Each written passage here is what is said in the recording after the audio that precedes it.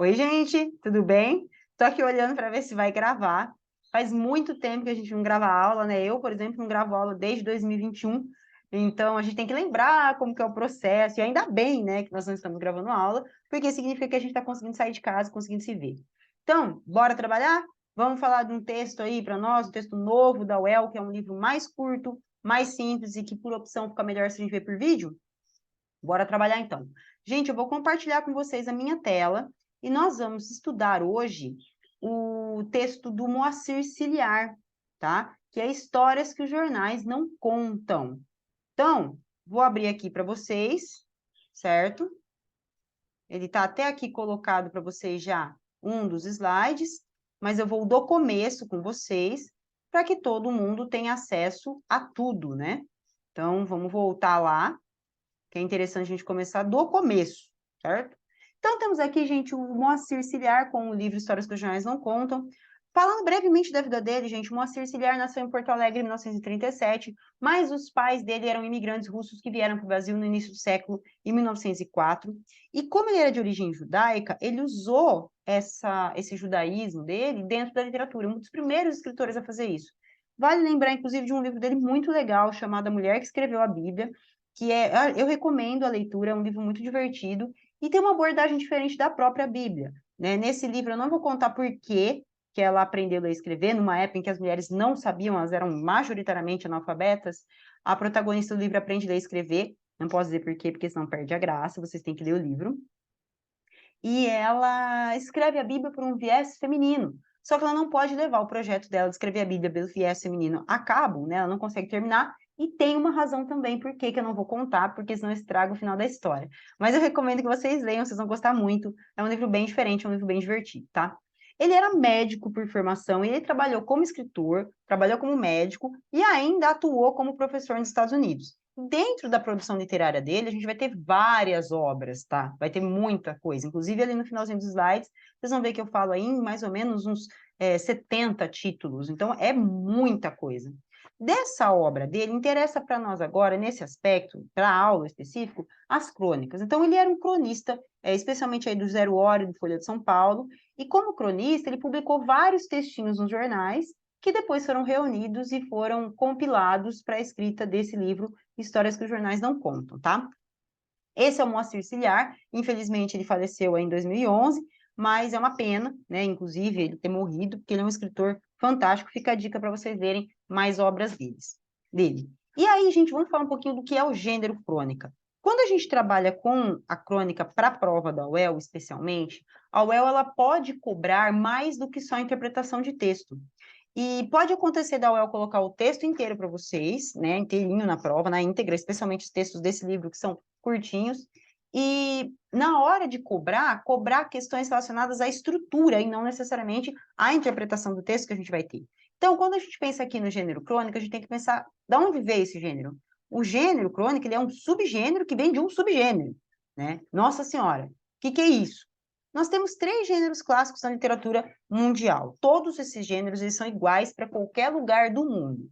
Então, nós temos o gênero épico, o gênero lírico e o gênero dramático. O gênero dramático é o teatro, o gênero lírico são as poesias, e o gênero épico, gente, são poesias de caráter heróico. Então, nós vamos ter a presença de um herói, nós vamos ter um eu lírico que, na verdade, é um narrador, não fala sobre sentimento, mas fala sobre fatos históricos, fatos reais, fatos heróicos. Então, o gênero épico, por ser difícil de ser produzido, originou o gênero narrativo, que é um gênero muito mais fácil, que abarca tudo. Só que o gênero narrativo, que acabou se tornando um gênero mais moderno, um gênero mais atual, precisava de um subgênero. Então, como a gente tem uma variedade muito grande dentro das narrativas, a gente criou o gênero crônica, né, um dos subgêneros aí. Então, a gente tem o romance, a gente tem os contos, e a gente tem as crônicas, que é um subgênero. Dentro desse subgênero, gente, a gente vai ter um gênero que é de estrutura narrativa e estruturalmente tem poucas personagens. Gente, a crônica ela pode ter 2 personagens, um personagem, ela tem poucos personagens. Mas não é necessariamente a quantidade de personagens que vai determinar se um texto é uma crônica ou não, mas sim o caráter cotidiano daquilo que está sendo contado para nós. Toda crônica, via de regra, vai contar com uma temática cotidiana. alguma coisa que tenha acontecido com o cronista, que ele tenha visto, que seja de comum conhecimento de todo mundo da sociedade. Então, o cronista ele vai trabalhar com fatos cotidianos, com coisas simples, que ele consegue ver, que ele consegue lembrar, assim, e vai criar identificação com a pessoa que está lendo. Então, é um texto muito breve, é um texto muito curto, espaço e tempo bastante reduzidos, e especialmente produzido para ser feito, para ser lido no jornal, né? Então, a crônica ela tem esse caráter jornalístico. Ou seja, quando a gente pensa no que é uma crônica e a gente vê aquele livro Crônicas de Nárnia, é uma tradução errada. O certo não seria ser Crônicas de Nárnia, mas Romance de Nárnia, né? Que a gente traduziu errado Crônicas aí para nossa língua. Tudo bem? Então, continuando aí nossa aula.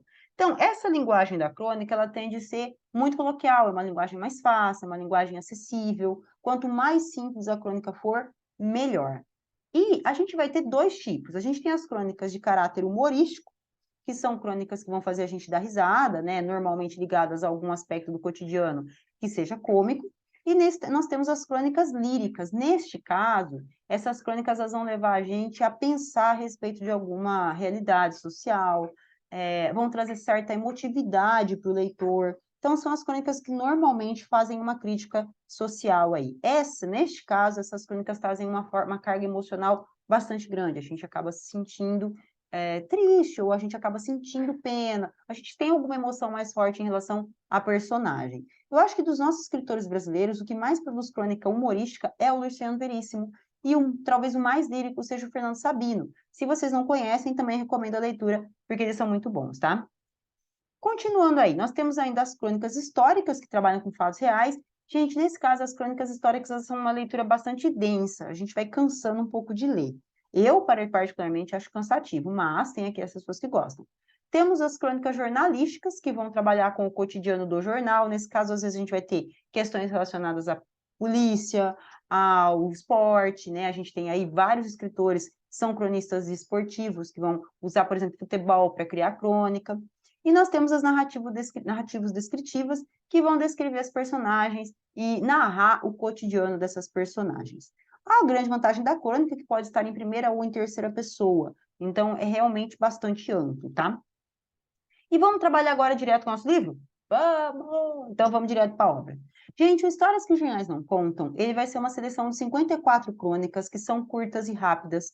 Gente, se não deu para ler, ainda dá tempo, porque é um livro realmente fácil. Em uma sentada a gente lê tudo. É uma tarde ler inteiro, tá? Porque é 2 segundos para ler. E esses textos originalmente foram publicados entre 2004 e 2008 em um caderno da Folha de São Paulo chamado Cadernos Cotidiano, que era um suplemento aí que vinha dentro da Folha de São Paulo, tá? As temáticas são diversificadas, justamente porque ele vai trabalhar com aquilo que o jornal vai produzir. Então, qual que é a proposta dele quando a gente vê histórias que os jornais não contam? Não contam. Normalmente, quando a gente lê um jornal, a gente lê a notícia pronta, né? Então, por exemplo, a gente lê a notícia, fulana foi roubado, teve celular roubado no ponto de ônibus, e ela ficou muito abalada e não tem mais, não vai conseguir recuperar o aparelho. A gente já lê a notícia pronta. Mas muitas vezes essa notícia ela tem um antes e tem um depois. Então, o que foi motivado, né? Como essa notícia chegou a acontecer? O que motivou essa mulher a pegar o celular na mão? E o depois, como foi a vida dessa mulher pós-assalto? Ele vai trabalhar com essa questão imaginativa. Então, ele vai selecionar algumas notícias que estavam sendo passadas no mundo, naquele momento em que ele escreve o livro, e a partir dessa escolha dele, ele vai produzir ou antes das crônicas ou pós-crônicas. O que aconteceu antes ou o que aconteceu depois. Para poder criar uma visão mais imaginativa, um pouco mais lírica das notícias que vem no jornal. Por isso, a temática vai ser muito ampla. A gente vai ver trabalhar com relacionamentos amorosos, com tecnologia, com questões sociais, com questões econômicas, questões políticas. E muitas vezes alguma notícia que a gente lê e fala, ai, que droga de notícia, na verdade, se torna na mão dele uma história muito boa, né? Uma narrativa muito mais legal. Só que a gente vai ter 3 crônicas aqui, que vale a pena a gente destacar, que são crônicas com temas recorrentes, que vão aparecer com certa frequência, que é o tema da tecnologia, o da crítica social e o dos relacionamentos. Esses aqui são 3 das crônicas que eu acho que vale aí a gente conversar, porque vai ter pano para manga aí do que vai ser discutido, e que são temas que vão ser recorrentes, vão aparecer várias vezes dentro do texto dele, aí dentro da crônica, das crônicas dele, tá? Primeiro, do futuro da geladeira, que tem um caráter mais social e econômico, tá? Nesse caso, a gente vai ter uma visão que foi feita aqui, uma crônica, de uma senhora de 80 anos que tinha vontade de fazer faculdade. Então, a gente vai ver toda a estrutura do livro, né? Vai ser sempre assim, nós vamos ter um trechinho da notícia e embaixo a crônica que ele produziu. E essa senhora, ela tinha muita vontade de ingressar na faculdade aos 80 anos, ela tinha um sonho de fazer faculdade, só que ela não conseguia ingressar por causa da inscrição. E aí ele cria a crônica que a geladeira dessa senhora quebrou. E o dinheiro para pagar a geladeira era a mesma quantidade que ela ia usar para ela poder se inscrever no vestibular. Só que ela tem que fazer uma escolha pessoal. Ou ela se inscreve no vestibular, ou ela conserta a geladeira. E por que que é uma questão muito social? Gente, ela inscrever-se no vestibular seria realizar um sonho pessoal dela. Ela gostaria de ler, escrever, ela gostaria de estudar, ela gostaria de ter um avanço para ela, pessoal.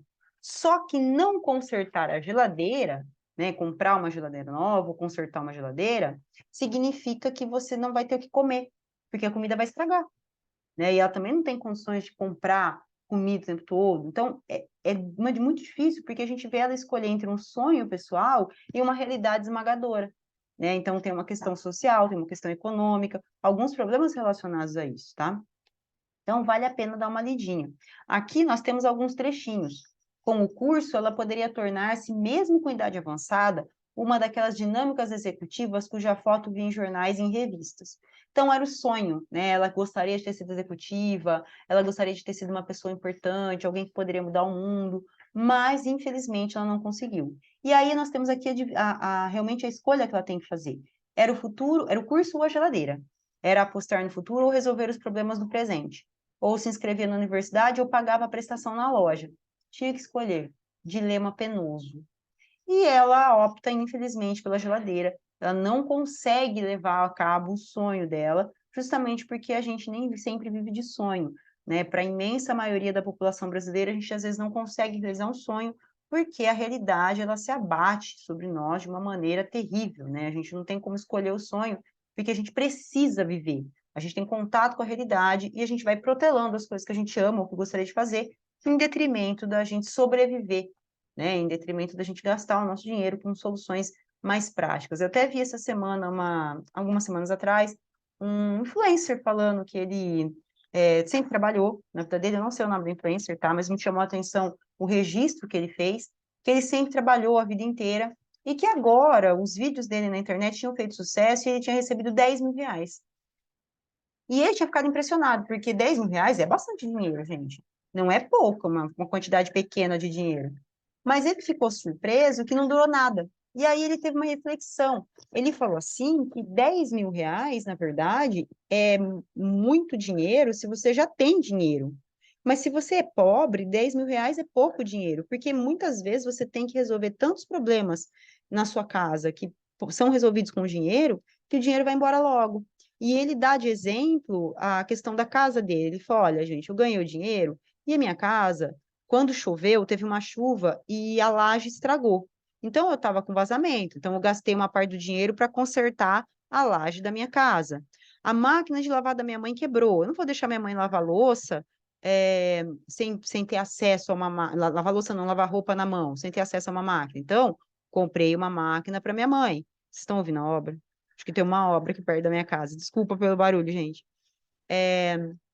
Então, ele fala que ele acabou gastando o dinheiro, em 2 minutos pagou dívida. E quando ele percebeu, o dinheiro tinha acabado para poder resolver a própria vida, né? Então, às vezes, ele tem um sonho que ele não pode realizar porque ele precisava resolver problemas práticos, né? Então, a gente vê aqui que essa personagem, ela não tem acesso a nada do que é assegurado pelo próprio Estado, ou deveria ser assegurado, né? Ela não tem nem acesso à educação e nem acesso à alimentação. O Estado abandona completamente essa personagem e ela acaba tendo que tomar a decisão sozinha, sendo que a educação se torna um símbolo de prosperidade na vida dela, então seria a expectativa dela de conseguir melhorar de vida, só que ela não pode alcançar essa prosperidade porque temos a sobrevivência, que é essa alimentação, tá? Tudo bem aí, gente? Tranquilo? Ó, não estou aí para ver vocês têm que me dizer se está tudo bem ou não depois, quando vocês me encontrarem. Tranquilo? Nós temos também esse aqui do amor é um jogo de tiro ao alvo. Esse aqui é ótimo, né? foi algum tempo atrás, nós tivemos o que a gente chamava de festa do divórcio, não sei se vocês já viram alguma, se vocês já participaram de alguma, em que as pessoas se divorciavam e faziam uma festa para comemorar esse divórcio, né? Então, temos aqui, ó, nos Estados Unidos, a moda agora é fazer a festa de separação. As festas tornaram-se grandes eventos e algumas empresas estão se especializando nessa demanda que cresce. De reuniões discretas a festanças de arromba, de shows performáticos a viagens extravagantes, vale tudo na hora de comemorar essa nova fase da vida, inclusive jogar dardos na foto do ex. Imagina? Imagina só. Gente, seu relacionamento é tóxico, você joga facas na foto do ex, você não joga dardos, né? E essa aqui é uma notícia que correu o mundo, chegou até no Brasil. Nossa, foi uma inundação. Um monte de gente fazia festa de separação, um monte de gente fazia festa comemorando que não estava mais junto. E ele, então, utilizou essa notícia para produzir a crônica, que eu considero uma crônica bastante triste, tá? Não é uma crônica tão feliz, já que a gente vai ver que a personagem estava sofrendo bastante. Então, o que que vai acontecer nessa crônica aqui? A protagonista, ela faz uma festa para comemorar o divórcio dela em relação aí ao marido, que ela não estava mais feliz com ele. E, na verdade, na hora que ela se separa, a gente não tem certeza se ela quer mesmo ou não fazer essa festa. Não fica muito claro para nós, mas o pessoal apoia ela, os amigos, não porque você tem que fazer uma festa, você tem que comemorar que você se separou, então, ela faz essa festa. Não fica claro se era uma coisa que ela queria muito. E durante a festa, ela tem que lançar dardos no rosto do ex, né? E a hora que ela recebe os dardos, todo mundo fala, vai, lança esses dardos, você vai conseguir.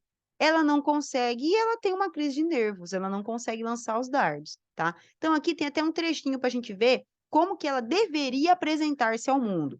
Finalmente, ela saiu da fossa e, para mostrá-lo ao mundo, resolveu dar uma festa de arromba, uma festa cuja lembrança incomodasse o ex pelo resto de seus dias.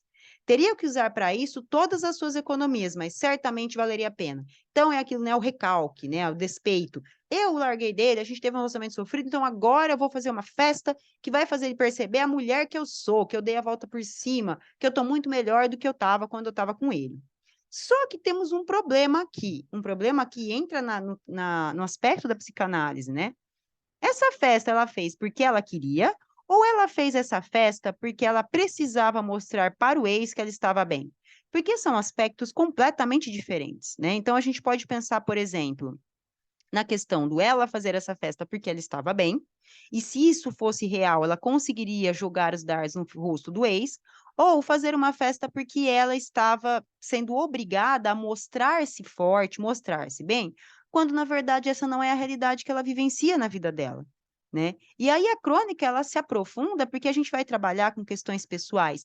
Quantas vezes vocês foram obrigados a tornar-se forte ou a mostrar realmente que vocês são muito fortes pela sociedade, incluindo aí as redes sociais, quando na verdade, gente, está tudo bem a gente não estar bem, né? Inclusive porque uma separação é um processo de luto.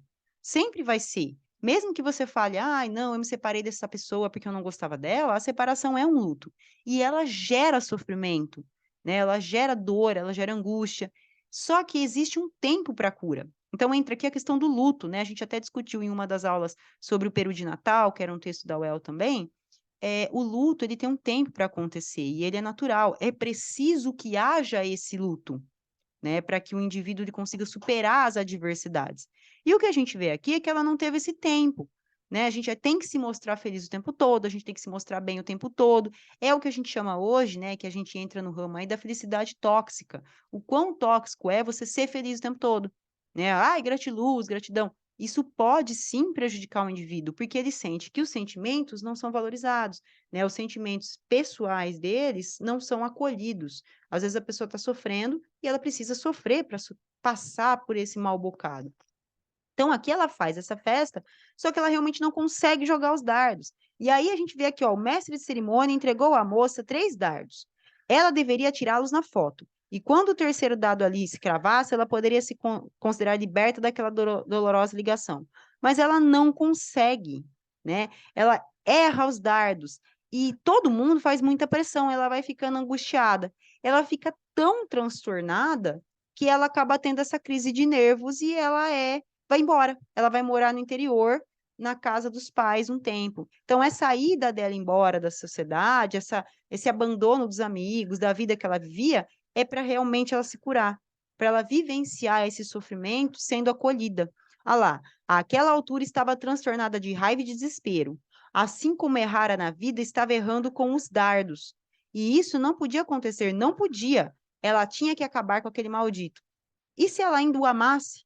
Então, às vezes, o processo de separação, ele também tem essa relação de amor. Olha, eu me separei dessa pessoa, eu não amo mais essa pessoa, mas existe uma dependência emocional que nem sempre vai ser rompida tão rapidamente. E é o caso dela aqui, que, como eu falei para vocês, a gente vai explanar para os vários relacionamentos que o livro vai trabalhar. E nós temos aqui, esse aqui é o que eu falei para vocês, né? A relação que a gente vai ter da imagem ideal e só um segundinho, gente. Só um segundinho. Que eu vou ver se eu consigo fechar a porta. Voltei. Olha lá. Vê se melhorou, moçada. Mas eu ainda vou falar bem pertinho aqui, porque assim todo mundo me ouve bem, tá? Vamos continuar então projetando a tela para a gente continuar a nossa aula aqui. Todo mundo está com acesso.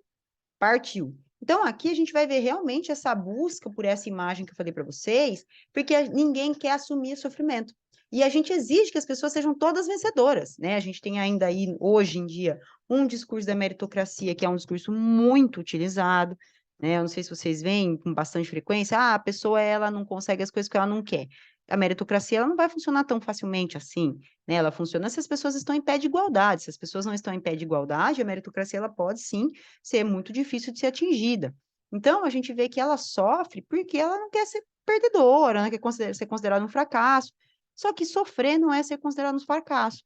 É um sentimento natural que precisa ser validado. Então, a gente vai ter aqui a temática da aparência de ser feliz contra a essência do realmente estar sofrendo, a necessidade de uma aprovação social que a gente tem muito hoje, né? Então, tudo a gente posta, tudo a gente mostra, justamente para ter essa aprovação social, tanto que a gente trabalha muito com o tema hoje, inclusive, da questão dos likes gerarem certa dependência nos indivíduos, né? Então, você posta alguma coisa, porque o like ele vai gerar dependência, as pessoas gostam dessa aprovação social, só que temos também o outro lado, né? Que é o cancelamento, que vai acometer as pessoas quando elas fazem alguma coisa errada, e isso é transmitido na internet, ou quando alguém vê alguma coisa assim, certo? E qualquer dor tem que ser suprimida. Então, fica claro aqui que, para o texto, a gente não pode sofrer, porque a dor não é certa, quando, na verdade, todo mundo só evolui por ela, né? A gente só melhora, a gente só se torna um indivíduo melhor a partir do próprio processo da dor, certo? E, gente, temos aí nosso terceiro texto. Deixa eu ver se ele vai passar, que é o carrinho ciumento, que é o da tecnologia. Eu adorei esse texto. Não é o único que tem uma tecnologia em primeira pessoa, mas eu acho que vale a pena a gente pensar nesse carrinho. Inclusive, imagina se ele existisse, gente. O carrinho do supermercado inteligente está destinado a se transformar em arma da luta contra a obesidade. Especialistas em tecnologia criaram um carrinho que alertará o cliente do supermercado assim que for colocado nele algum produto rico em gordura, açúcar ou sal. O carrinho, o carrinho possui uma tela interativa, na qual os códigos de barra desses produtos, uma vez escaneados, ativarão uma luz vermelha de aviso. Quando o cliente introduzir seu cartão de fidelidade no supermercado, onde faz normalmente suas compras, o carrinho saberá imediatamente se ele é solteiro, casado e quantas vezes faz as compras por semana. E saberá levar o cliente às prateleiras que estão mais de acordo com suas preferências. Maravilhoso, né? Então, se você tem um problema de saúde, o carrinho sabe seu problema de saúde e vai te guiar até a melhor solução possível para você, né? Os melhores produtos, o que você deve ou não consumir. É bom, é interessante, só que isso também é relegar a tecnologia à nossa vida, né? À nossa existência. A gente não precisa fazer mais nada, a gente só pede para a tecnologia fazer para nós. Tá aí o chat GPT, que não deixa a gente mentir, tá aí todas as maneiras de facilitar a nossa vida que a tecnologia produziu, que não deixam com que a gente minta, né? Então, aqui, nesse caso, qual que é a história que ele cria?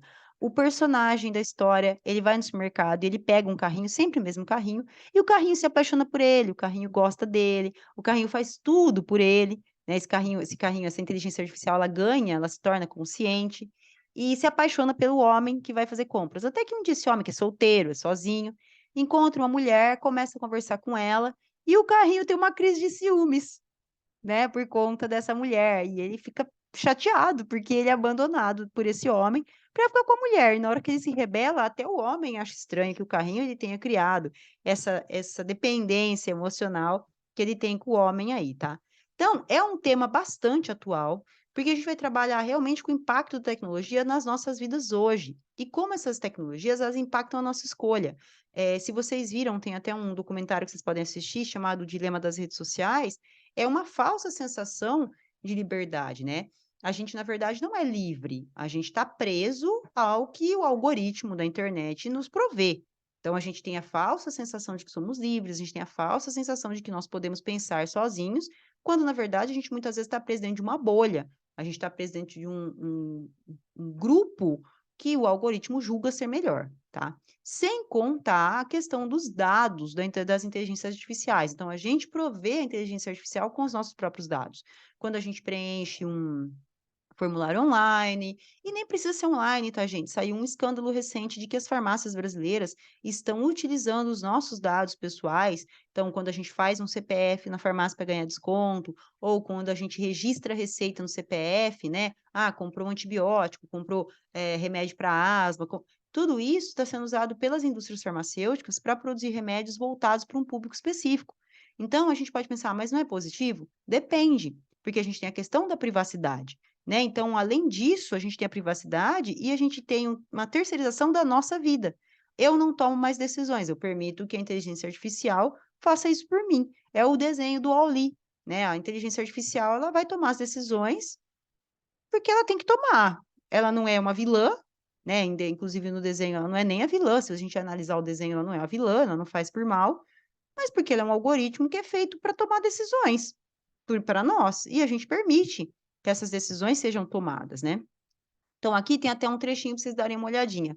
O carrinho avisava-o da proximidade de um amigo ou de um companheiro de trabalho, acendendo uma luzinha verde, proporcionando amáveis encontros. Então, o carrinho gosta tanto desse homem que acredita que, por ele ser sozinho e solteiro, ele precisaria conversar com alguém. Então, ela avisa quando ele encontra uma pessoa para que ele tenha um contato social, né? Só que o carrinho tem ciúmes quando finalmente ele encontra a mulher dos seus sonhos e ela aceita o contato social dele, então o carrinho fica enciumado, né. Olha como que o carrinho reage. A luz vermelha do carrinho começou a piscar furiosamente, ao mesmo tempo em que uma espécie de sirena, de cuja existência ele nem sabia, soava insistentemente. A barulheira chamou a atenção da moça. Sorrindo, disse que o carrinho deveria estar estragado e sugeriu que ele o abandonasse num canto. Aí foi então que os 2 começaram o relacionamento, né, e o carrinho fica bravo. Um dia o esperará na saída do prédio para jogar-se sobre ele e atropelá-lo. Carrinhos ciumentos são um perigo. Então ele fica bravo e entra até na crônica do relacionamento, né, como seria a nossa vida se a gente tivesse maneiras de se relacionar com a inteligência artificial como a gente tem com os seres humanos, né, o carrinho se torna ciumento aí e fica bravo quando abandonado. Inclusive acho válido pensar que a gente tem dentro dessas temáticas que podem cair na UEL, não só a interpretação do texto, mas também expandindo um pouco mais, até para redação, a questão relacionada às pessoas que se relacionam com avatares, né, pessoas que se casam com avatares e alguns aplicativos, inclusive para celular, em que você pode criar um namorado ou uma namorada virtual, que é alimentado com inteligência artificial, de acordo com as respostas que você dá e de acordo com aquilo que você quer no relacionamento, e muita gente tem abandonado relacionamentos reais para se relacionar com um ser que não existe, né, então a gente começa a perder o limite entre o que é real e o que é virtual, como a vida deveria ser vivida, tá? Então, o primeiro tema relevante é essa tecnologia que pode sim facilitar a vida do usuário, mas que se torna uma ferramenta cerceadora. A gente permite que a tecnologia faça tudo por nós, e quando a gente permite que ela faça tudo, a gente fica com preguiça, a gente deixa de fazer. Então, não sei se vocês já usaram o ChatGPT, mas se vocês não usaram, vocês deveriam fazer o teste para ver como é. É interessante, mas é assombroso. Também dou uma dica, gente, não confie no chat, tá? Dá muita informação errada, especialmente se vocês colocarem o chat contra uma sinuca de bico, né? Ele tem que escolher um ponto ou outro para abordar de um tema, ele não sabe o que fazer, ele aborda errado. Então, cuidado para vocês não confiarem no chat GPT, tá? E aí a questão dos relacionamentos de fato, né? Então, a ideia do ser humano relacionar-se com outro humano, e que pode ser difícil, então as pessoas optam por relacionar-se muitas vezes com uma tecnologia. Tudo bem? Moçada, como é que foi? Então, a aula gravada aí. Espero que tenha dado tudo certo. E se vocês tiverem dúvidas, é só me procurar lá na escola para a gente conversar, tá bom? Um beijo, gente. Até mais. Tchau, tchau.